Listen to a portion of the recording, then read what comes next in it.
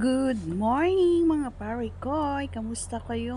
Ayan, so today's vlog ay kakain tayo ng niluto kong salmon, sinigang na salmon. Ayan, syempre may patis, sausawan, ayan. And meron tayong dalawang manggang hinog. Sarap-sarap, yummy.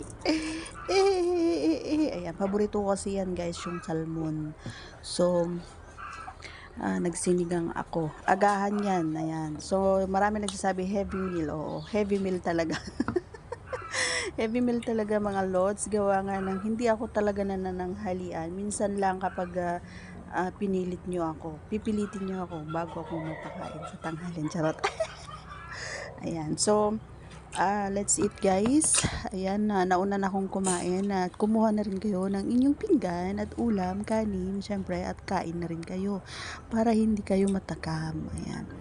So, ano nga ba? Paborito kong isda yan mga idol, no? So, ano yung maire-recommend nyo na pwede ko pang gawing luto yan sa salmon maliban sa sinigang, maliban sa ang tawag dito, prito. Piniprito ba yan?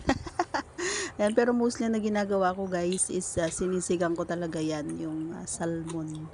Minsan yung cream dory, ayan, halos parang magkakaparehas lang actually yung karni niyan. Pero basta, yan yung pinakapaborito ko na klase ng isda.